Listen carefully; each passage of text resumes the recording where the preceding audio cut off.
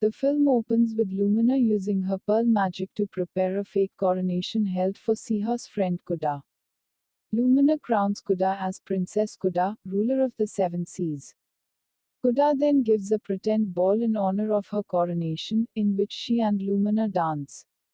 Suddenly, Scylla comes and Lumina disbands the party and hides the pearls she used in the oysters she got them from. Unfortunately, one oyster snaps shut too quickly, leaving a pearl out. Lumina tries to put it back inside the oyster without Scylla noticing, but Scylla does notice.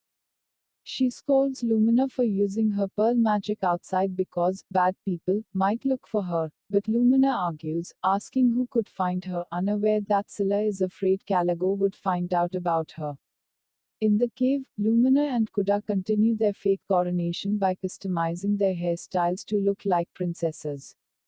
They wonder what would it be like if they were princesses and dream to see the castle. Scylla hears their conversation and hides a bracelet with the royal crest on it in a drawer.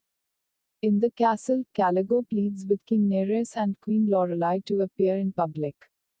Nereus starts to tell Caligo that he and his wife are still grieving over their lost daughter. Caligo says that they have to face the fact that without an heir, their kingdom will one day go to his son, Fergus. Lorelei concedes that Caligo is right, and they should name Fergus their heir.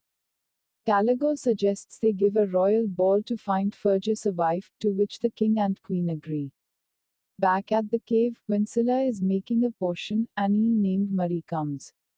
He tells Scylla that Caligo wants her to poison the king at the royal ball. Scylla refuses, but Marie threatens to tell everyone she killed the princess. Scylla replies, if it's poison Caligo wants, it's poison he'll get. Marie takes this to mean she has agreed, and gives Scylla an invitation to the ball. Lumina swims in and overhears Marie talk about the castle. Marie hears Lumina call Scylla aunt, and when Marie starts to ask for more information, Scylla throws him out. Lumina's excitement about the castle isn't over. She asks Scylla to take her with her to the castle. Scylla says no, telling Lumina about burning fire coral and vampire squid and poisonous stonefish as dangers on the way. Disappointed, Kuda and Lumina start playing tail tag. Kuda accidentally knocks a potion bottle off herself during the game. When Lumina goes to pick it up, she sees the invitation to the royal ball. She tries to give it to her aunt, but Scylla has already gone. Lumina sees this as an opportunity to go to the castle, and although Kuda reminds her of the threats Scylla told them about, Lumina pushes her to join her. Lumina has noticed that every time Scylla goes to the city, she always comes from a shortcut, which then appears as a dead end. Her intuition takes lead, and not long after, she finds a passage through the skeleton of a big animal. While in the passage, Kuda accidentally breaks the structure and it collapses. They manage to escape, but the invitation is lost to a narwhal. Back at the castle, Caligo and Fergus are arguing. Fergus doesn't want to go to the ball since he wants to be a botanist rather than king, but Caligo tells him he is going to be king and that's the end of it, after which Fergus leaves sadly for his waltz lessons. Right after, Marie appears and informs Caligo that Scylla agreed to the plan. Caligo then reveals he plans to kill Scylla after the king dies of poisoning so he would be hailed as a national hero. However, Caligo has one concern: his son, who is not very eligible, will need to find a wife. Marie brings up Scylla's niece as an option, which raises Caligo's suspicions. Marie mentions the niece as blonde, about 17 years old, and that it is an interesting coincidence. Caligo asks Marie to bring the girl to him. Lumina and Kuda, in the other side of the ocean, are lost in the middle of a kelp forest.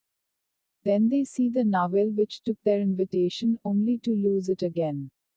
In desperation, Lumina sees light in the distance and rushes to it, believing it is the city, but it is actually a vampire squid lair. The narwhal goes in and most of the squid leave and chase it, after which Lumina and Kuda enter. Once inside, they find a cute baby squid and admire it until the squid bites Kuda on the snout. Lumina manages to pull it off, but she falls onto a rock. When Kuda swims by the rock, it opens an eye. Kuda thus wants Lumina to move away from it, but Lumina doesn't know why and accidentally slaps it with her tail, causing the rock to open its eyes and roar. It is revealed to be a stonefish. The stonefish tries to scare Lumina and Kuda away by roaring and mentioning how poisonous his spikes are. Lumina uses her pearl powers to put pearls on his spikes, and tells him that now no one will be scared of him. After more coaxing, the stonefish agrees to accompany them to the city and practice making friends with other fish. He introduces himself as Spike. Back at Lumina's home, Murray appears with his sidekicks, Garth and Wormwood. Upon reading a letter Lumina left for Scylla, Murray realizes she isn't home, but roots through Scylla's things anyway. He finds the bracelet Scylla hid earlier. Back in the kelp forest, Lumina and Kuda are laughing at one of Spike's jokes when Kuda is caught by snarly kelp. Lumina removes a pearl from one of Spike's spikes, and he cuts the kelp with it, setting Kuda free. Kuda moans that she doesn't think they will make it to the city, but Lumina shows her they are already there. In the city, Spike starts hiding, but Lumina tells him he shouldn't. Spike, afraid of being feared, comes out anyway, and a few more people compliment his pearls. Then, Kuda sees Scylla in the distance. Lumina wants to explain that they were trying to bring her invitation, but Kuda is worried and pulls Lumina into Saloon La Mer to hide. There, Lumina is mistaken for a job applicant by Madame Ruckus. She is confused about what is happening around her, and when Kuda notices Scylla is passing by, she suggests disguising their hair. Lumina disguises herself by changing her hairstyle with her pearl magic. Madame Ruckus sees her talent and hires her, introducing her to the other two employees, Sandrine and Cora. Lumina's first customer asks for a certain hairstyle, but Lumina thinks of a style that would look better on her. She uses her pearl magic to style the customer's hair. The customer loves the style and hugs Lumina. The next customer asks for the same style that the first one got, but when Lumina suggests something different just for her, she happily accepts. Back at the castle, Caligo reminds the Trident squad about the plan for the ball. After they leave, Scylla arrives. Caligo tells Scylla the plan and mentions that he knows she has a niece. Scylla angrily replies that she also has a goldfish, saying, "What of it?" Caligo tells her to give them both his regards. Meanwhile, Lumina's second customer loves her new hairstyle. Sandrine, inspired by Lumina, decides to try something different as well, and Cora paints her customer's nails with baby dolphins for the first time. Murray returns from his trip and tells Caligo that nobody was home, but he shows Caligo the bracelet he found. Since the bracelet has the royal crest, Caligo knows that Scylla's niece is actually the lost princess. He angrily tells Murray that they must get rid of her. He orders Murray to gather his cronies and find her. Prince Delphin, who has just arrived in the city, has trouble finding directions on his map. He tries to ask Madame Ruckus for help, but she sees that he has caught one of her deliveries.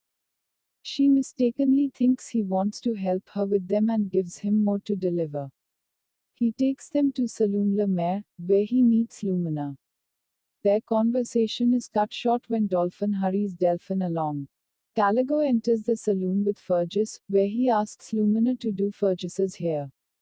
Fergus notices Cora and falls in love with her. After Lumina finishes Fergus's hairstyle, she introduces him to Cora and they get along quite well. Madame Ruckus comes to inform her employees that she got invitations to the royal ball for the whole staff. The saloon staff all go shopping. Soon, everything is sold out and Cora has nothing to wear. Lumina gives Cora her outfit and buys some fabric to make a new outfit for herself.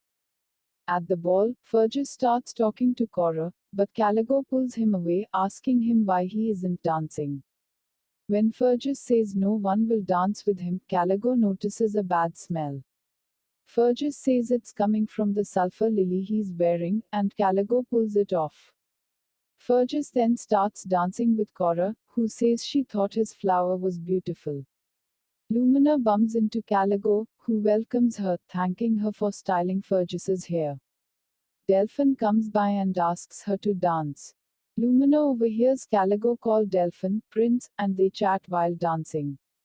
Meanwhile, Murray comes by and tells Caligo that every Crawley creature is looking for a girl named Lumina, and Caligo asks Murray if the girl dancing with Delphin is the princess.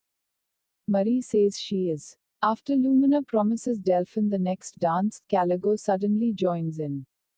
When she tells him her aunt raised her, he takes her outside the castle, where Murray captures her in a sack. Kuda comes out and is able to evade Caligo, but she is kicked into another sack by Murray. Right after this, Caligo and Spike run into each other in the ballroom. After each unsuccessfully attempts to get out of the other's way, Caligo shoves past Spike and Caligo's tail knocks a pearl off of one of Spike's spikes. When Caligo hears Spike grumble and say the word poisoned, he asks Spike what he knows about the poison. Spike says Caligo was almost caught by a poisonous spike. The eels take Lumina and Kuda to the dungeon. Lumina uses her pearl powers to get the keys. She then throws pearls at each eel, tricking them into fighting. She ties the eels up and frees herself and Kuda. Meanwhile, Scylla serves the royal party their nectar. Caligo becomes suspicious of his and starts to sniff it, believing his nectar has the poison rather than the king's. He switches his nectar with Nereus's, but Scylla does not react. Thinking he may have been wrong, Caligo switches them back. Scylla still does not react, and Caligo tries to figure out if his chalice or Nereus's is poisoned. Knowing Scylla is in trouble, Lumina rushes to the ballroom with Kuda, but they're seen by Trident squad guards, who chase after them. Scylla, meanwhile, overhears Nereus and Lorelei grieving over their lost daughter. After she hears the steward say something belongs to the king and queen and she shouldn't hold on to things forever, Scylla is surprised. The steward was talking about the nectar, but Scylla realizes it's also true about Lumina. Scylla tries to grab Caligo's nectar.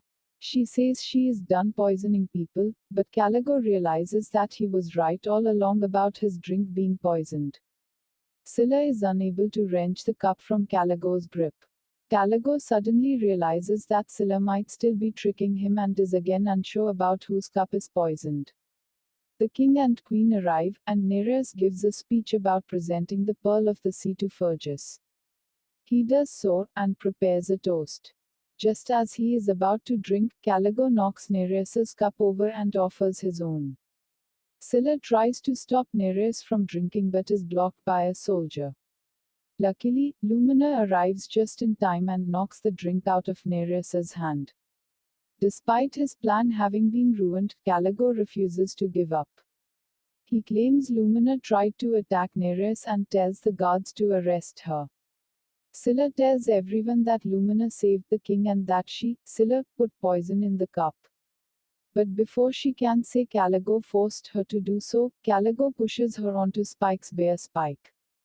Being infected with stonefish venom, Scylla falls to the ground. Lumina cradles Scylla in her arms, begging that she be okay. Scylla uses this moment to tell Lumina the truth. She took Lumina from her parents long ago to save her. After this, Scylla falls unconscious.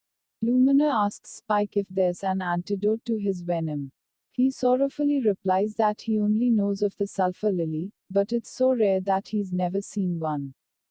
Cora asks Fergus if he knows the plant, but a glare from Caligo prompts Fergus to say no.